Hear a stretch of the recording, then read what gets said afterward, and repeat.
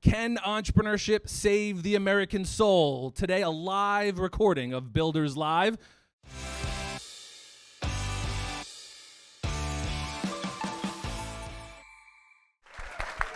Wow. We love it. People love it.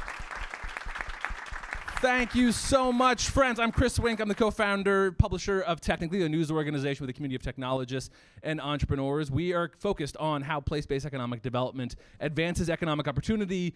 Entrepreneurship is at its center. We're going to talk about whether it can do grander work. We're recording live at our Builders Conference in Philadelphia. We've done this conference in Philadelphia for many years. This is where we founded.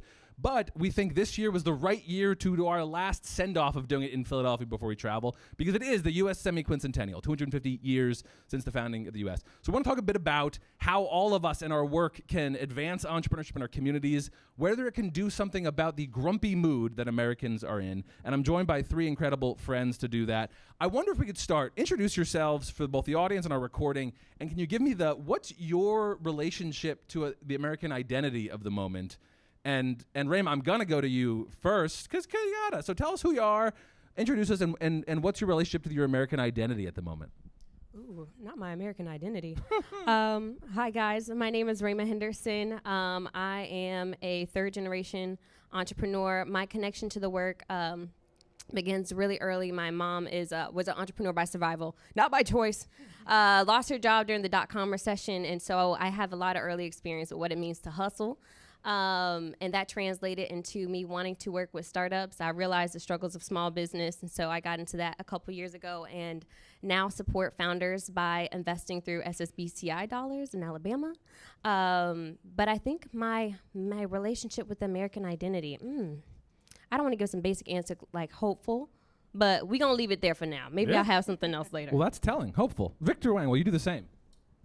Sure.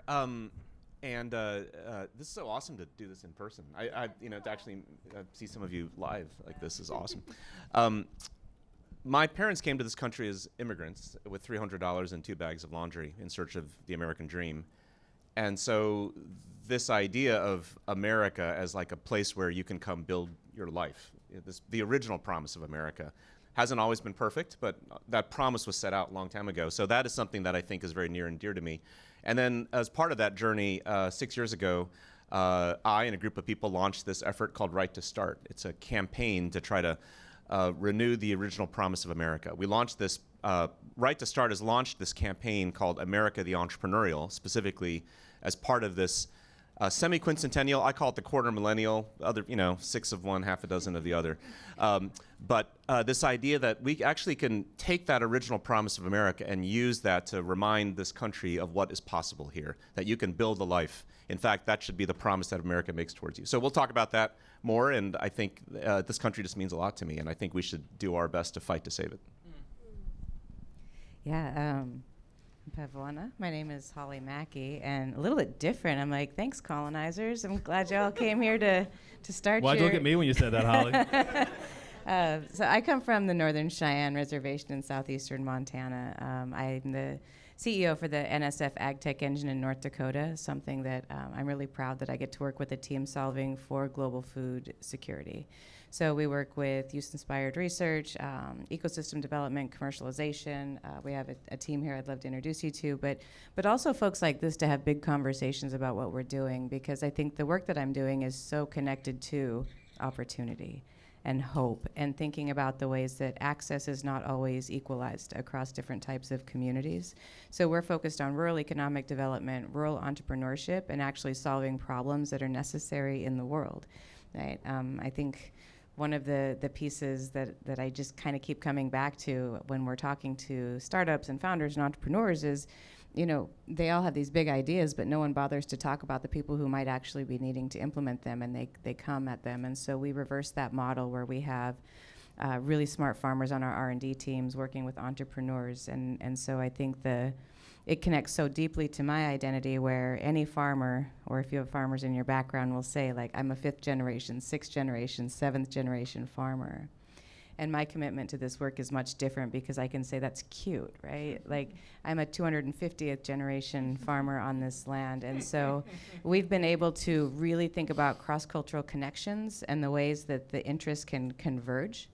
So my relationship to American identity right now is the opposite of polarized, because I get to wake up every day and work with really great people who see that working together collectively, we can do far more than if we remain polarized.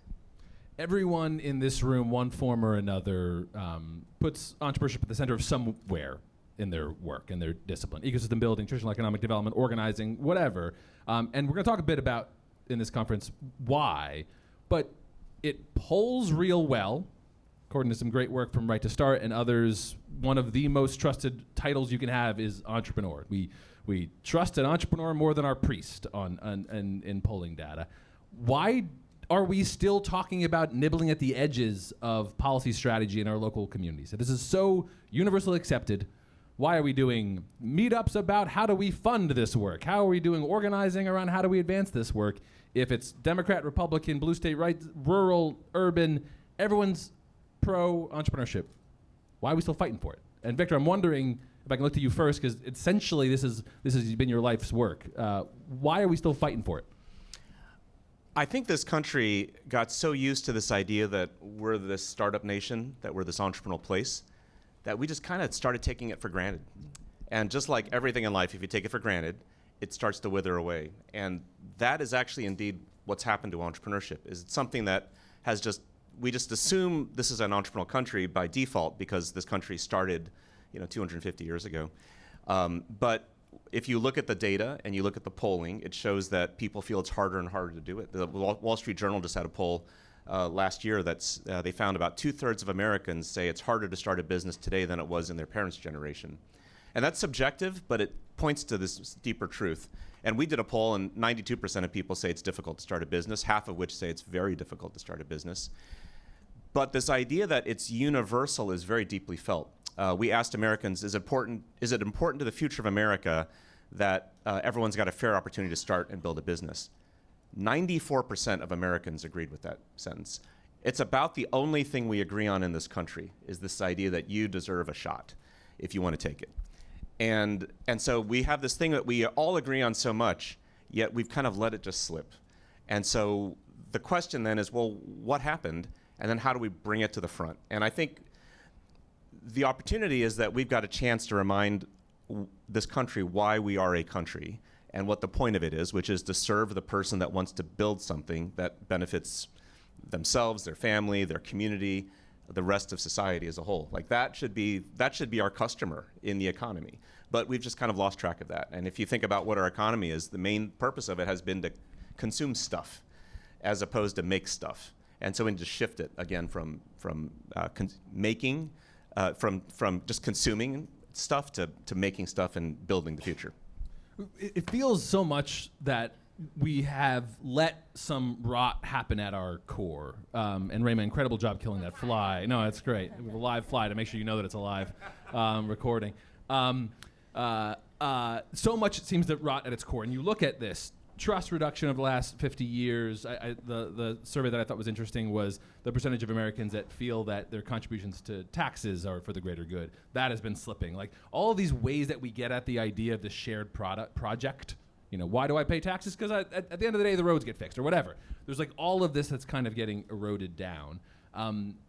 Like Rae'Mah, Hollie, talk to me about in your own communities, where do you see the relationship to entrepreneurship changing? Is it weakening? Is it strong? Is there a sense of it? Like what does the view from the ground from where you are, what does entrepreneurship sound like?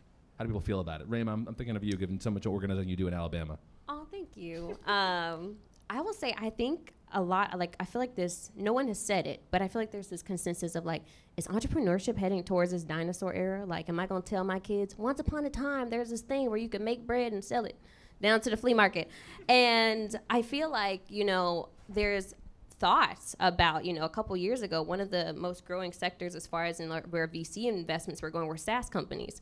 And now we have AI. And so it's how do you out-solution AI, and I think there's probably a general consensus that there will one day be just this one large solution that we all use. And so I feel like people are feeling this is maybe the last opportunity to create and to build. Let me build on that and go to Hollie. I got super interested in in our relationship to entrepreneurship. As many of you know, as we technically exhaustively report, new business incorporations wildly up, 50% higher monthly business incorporations each month than we did pre-pandemic. Giant surge, and that is a true and real thing. But the K-shaped economy stuff we talk about more generally is taking place in entrepreneurship too. I just pulled this data, so I'm nerdily quite familiar with it. But over the last 20 years, the two extremes of new firm creation have grown the fastest. So top tier, high growth firms have grown. Those of you who have done work around capital readiness or supporting entrepreneurs to high growth, it's working, it's showing up. We are more likely to get a high growth company to get out of a local economy. True, full stop, it's real. The faster category that's growing is non-employer firms, particularly firms that are disproportionately likely to live in poverty.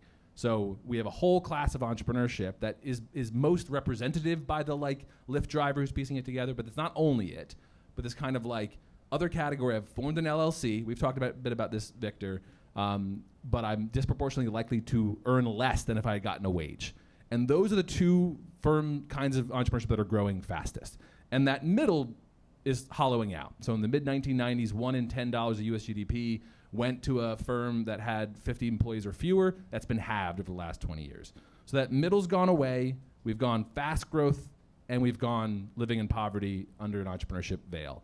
That presents problems for a shared story we have, and that's representative in so much of the American economy, that there was a time where you had a story around economic mobility, shared prosperity, but when people start seeing this fracturing, I can never get there, so I guess I'm doomed here, you start losing the shared narrative. And so, Hollie, this is where I'm thinking of you.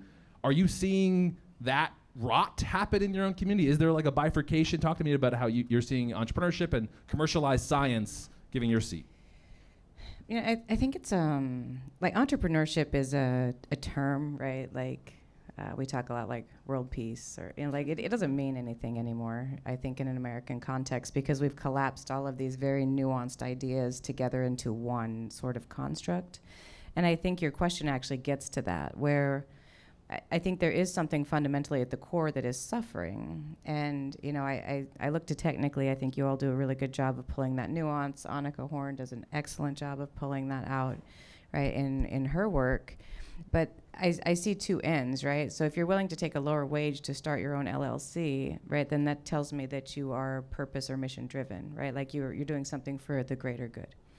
And, there are a lot of people who are willing to do that, but only so many people who can afford to do that, because mortgages still need to get paid and kids have to go to daycare and, all of those things. Right, so there's an access issue. And then there's the profit. So I really bifurcate entrepreneurs now into two sorts of fields. You're either doing it for the big sell, right, where you just need to have a good idea, but you don't have to have the follow through. You have to hustle for a little bit, then you're a bajillionaire.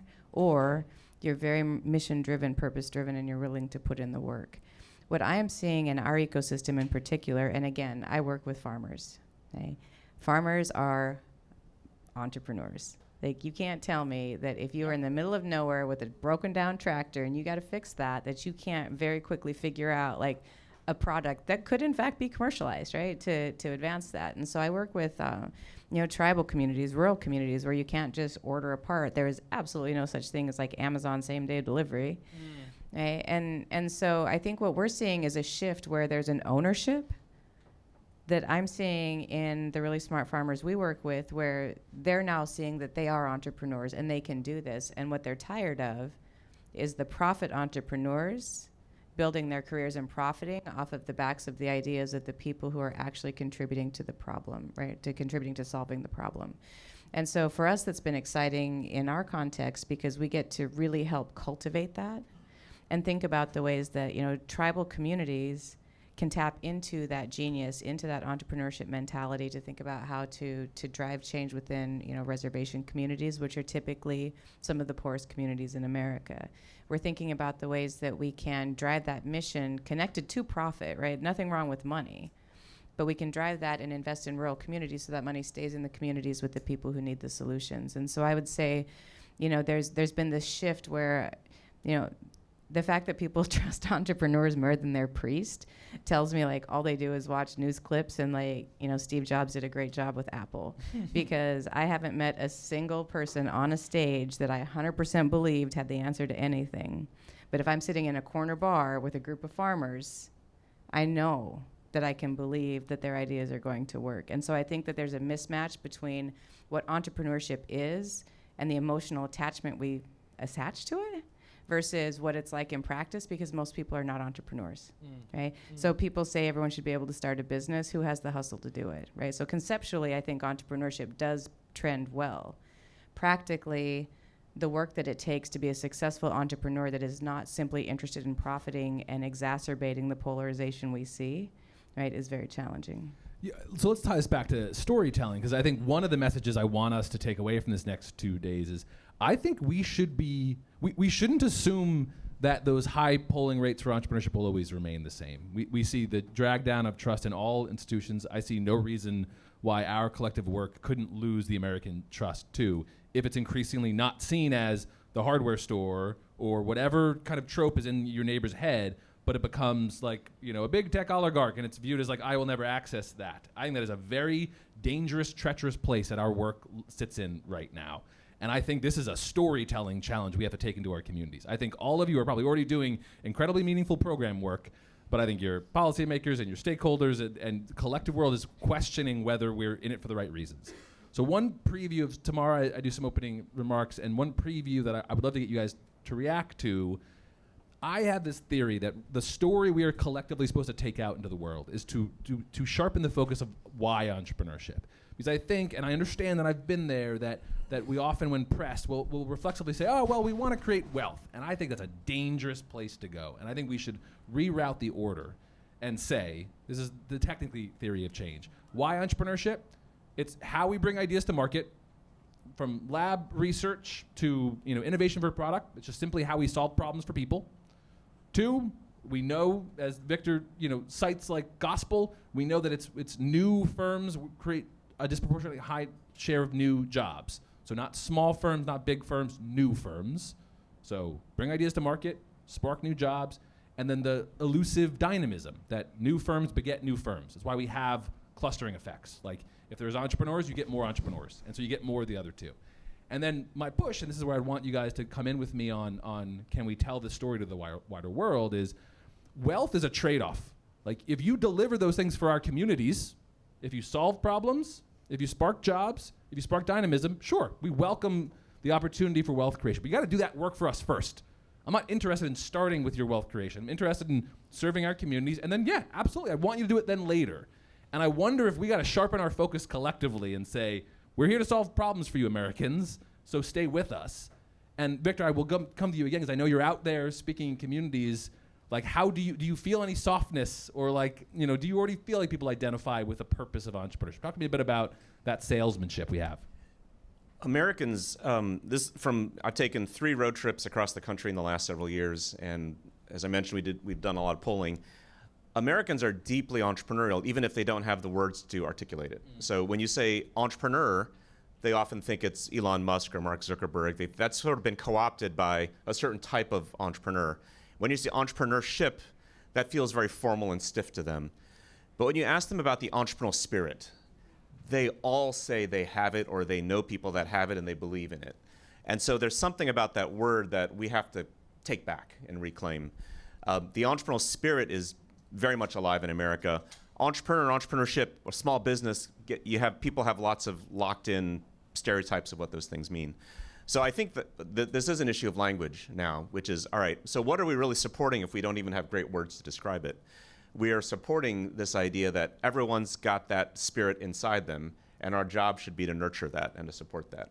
And that is actually why we called Right to Start, because we're trying to reframe this issue from, in the past when we would talk to policymakers about, you should support entrepreneurship more, they would treat us like we were another special interest group fighting for our little slice of the pie. Yes. Like, it's you and the other lobbyists, all right, Yes. Here's your program. Here's your little carve out. Here's your little 1%, whatever. We would get that all the time. When you call it a right, now we can touch everything, whether it's education or childcare or healthcare or capital access or taxes or regulation or workforce or economic development. All of it affects this right. It's just like if you got a right to speech or a right to worship. If something impedes on that, then you have the ability to speak up about it. And I think that's the way we have to reframe this, which is that entrepreneurial opportunity is a right, and everyone has it. whether you use it now or whether you use it in 10 years or whether it's your kids that use it or your friends or family that use it, you have that right. And so that reframe is actually really important. We have to let Elon and Mark Zuckerberg start companies to make jobs for all of us, or we have the ability to do it ourselves, and communities have to do it, have the power to do it, and we should empower them. And that's actually how you lift not just yourself up, but your entire community up. Zuckerberg is an entrepreneur like The Rock is a college football player. It was a thing that happened, and that ceases to be accurate anymore.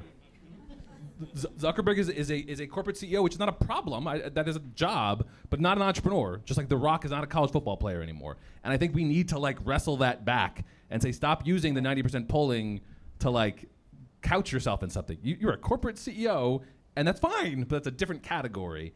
Hollie, Rae'Mah, talk to me a bit about, go ahead. Yeah, well, I mean, I'm a big fan of CEOs, right? Good. Just different category. Yeah. Hollie is one, so don't But, I think, so one of the things I like the most about Victor's work is, right, framing it as a right, absolutely. The converse to that is responsibility, right? And I think that, we speak about rights, but we often don't talk about the accountability and the responsibility we have in exercising those rights and the degree to which there's a line where it's a right to the extent that it's not infringing upon the rights of others. And Victor's work really captures that to say, right, everybody can do this, and it reframes the story to implicitly imply the responsibility. I think that's where your work is so important and why I like to follow it. But I think more broadly, right, we all have a responsibility collectively to work together to get the stories right. And I mean, I don't know where everybody's from in this room, but I know if you had asked me last year, would you come to Philly from Fargo, North Dakota to talk to Chris Wink, I'd be like, I don't yes. even. I remember the first meeting, I'm like, who is this? Hey, this guy's cool, but and I think that there's a movement, I would say, to it, and Rae'Mah certainly probably has a different experience in a different context, but what I see is it's not just the entrepreneurs that are driving the conversations. Right? It's the people who want to support them. It's the people in their communities. It's the people with big ideas. It's the people who don't have a living wage and are looking for something better for themselves and their families. It's the people who have come to realize that the Zuckerbergs have really built a business on our data. We are their product, and we gave it to them for free because we're not smart. Americans get very, very complacent, I think, and think the best intent. And I think that many entrepreneurs start with that intent. But in terms of the right to start, right, how are we anchoring that in the humility and the responsibility that comes with being an entrepreneur and ensuring that we are not harming people and communities in the process in the pursuit of profit? I definitely agree with you when you're saying, I think the main selling point for entrepreneurship is wealth building, and it's yes, if you want to be rich and live this lavish lifestyle, but I do think the appetite for that is changing in a sense that people are now seeking out entrepreneurship for the quality of life.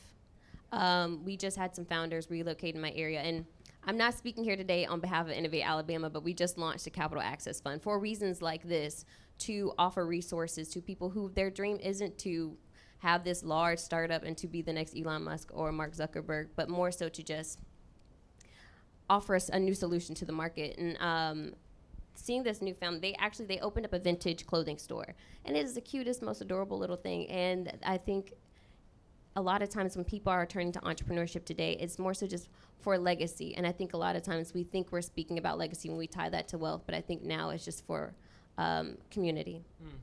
That's a good point to turn to my final last 8 minutes with you guys. I want to get to this idea of soul, but yeah, something about that the spirit feels like we have to hold on to it, and I'll come to that. But so we are a grumpy people, and Victor, you've spoken quite eloquently about this moment we have, that you can imagine a different world where we would take the U.S. semi-quincentennial, the quarter millennial, and do a shared narrative.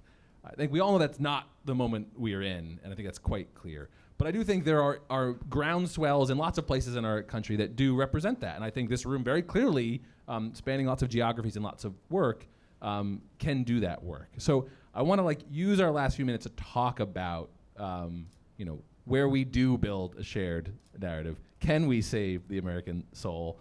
I'm curious, Victor, I rely on you so much given your transition from Kauffman Foundation research and so much ecosystem building early work to founding Right to Start to do this pro-entrepreneurship advocacy work.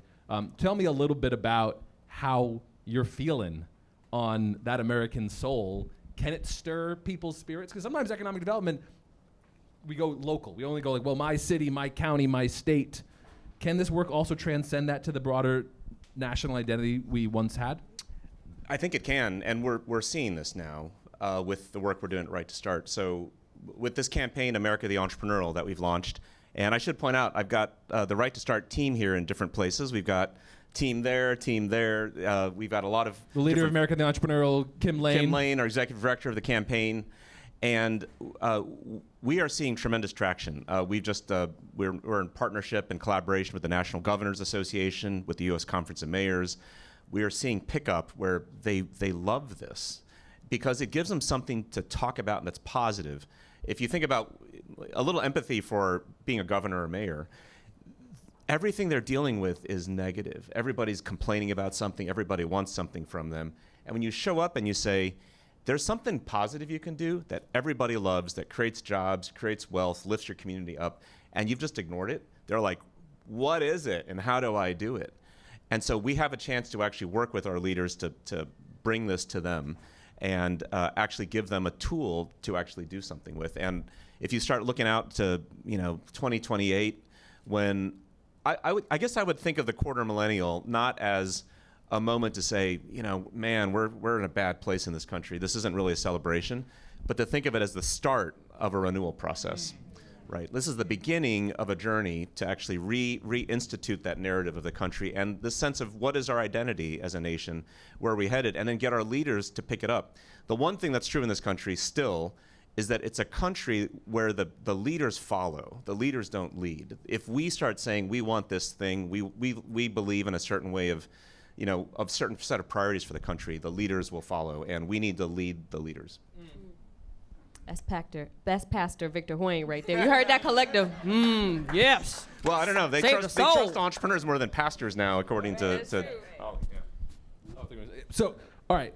To reset, if you can imagine this, there was a time, true story, when little 20-year-old Chris Wink was a horse carriage tour guide in Old City, Philadelphia. True story. Not surprised. Yeah, true story.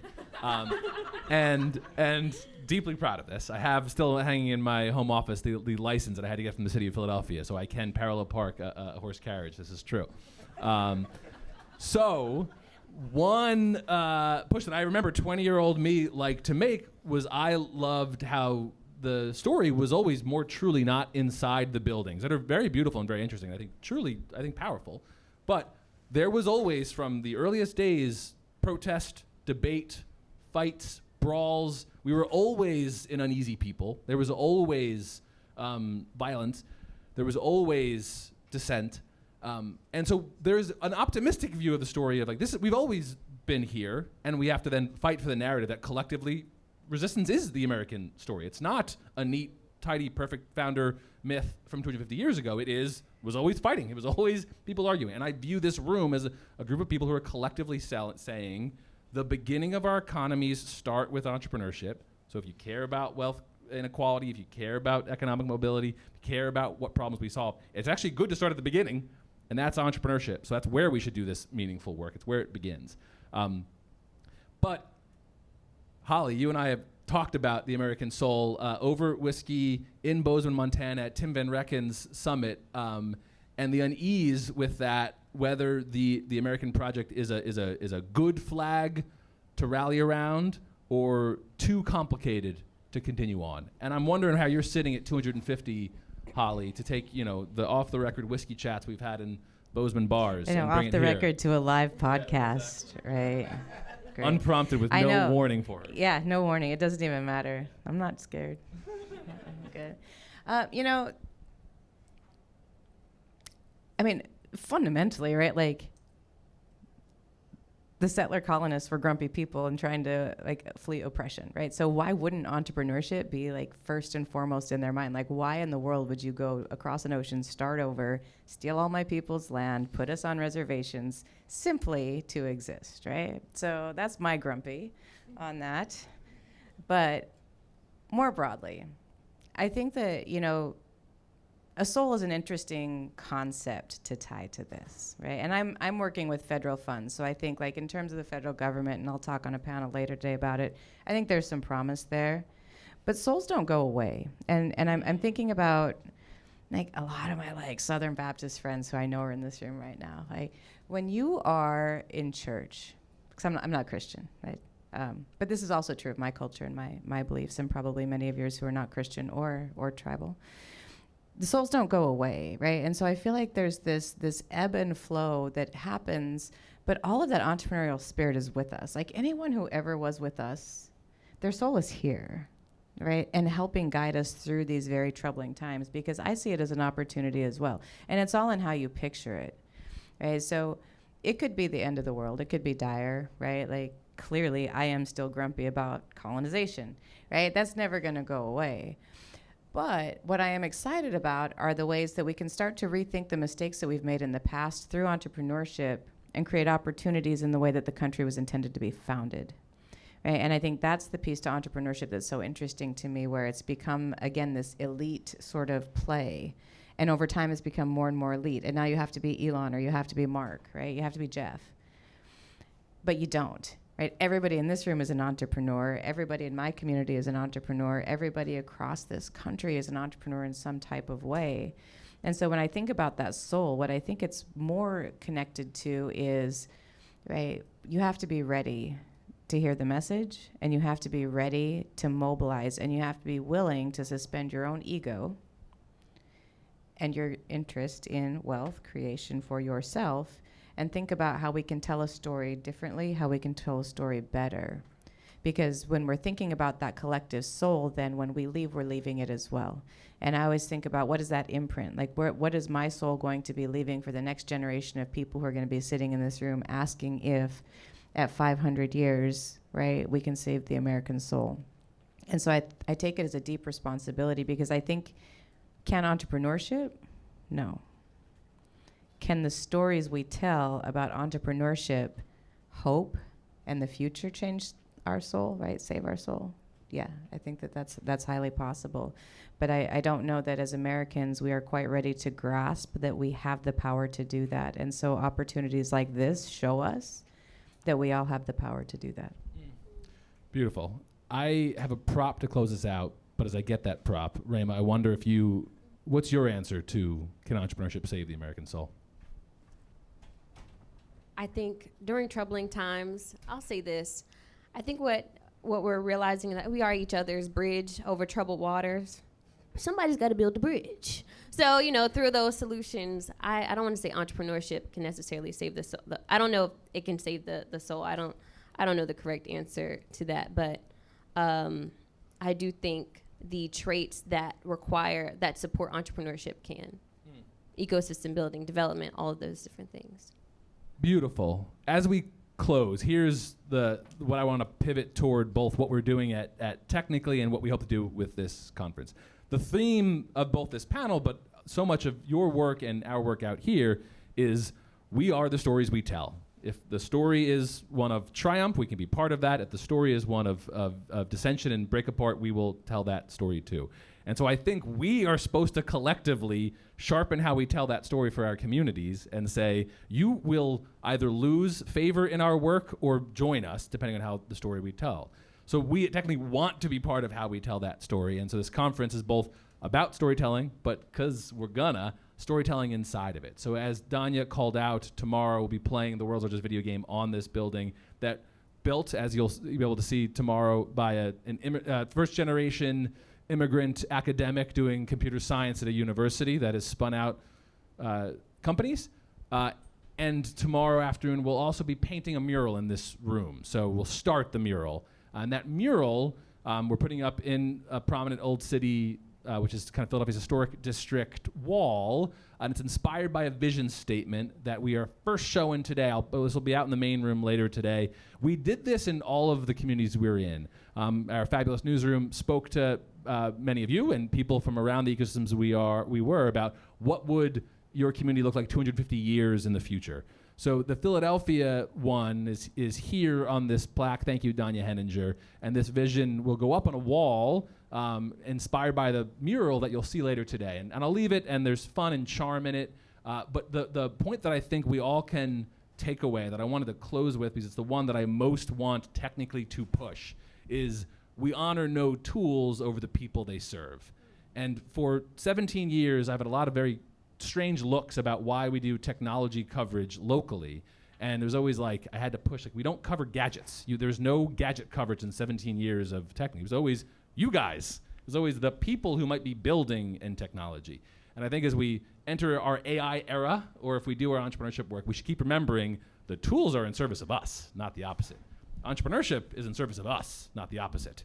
And I think that is collectively the story we should tell. And I couldn't imagine starting this conference better than with Rae'Mah Henderson, Victor Hwang, and Hollie Mackey. Can you give them a big round of applause for being here?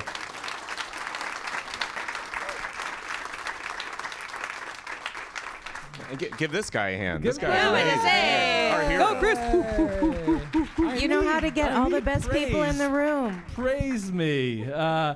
So, thank you for being here, and we'll see you around. Bye, everybody.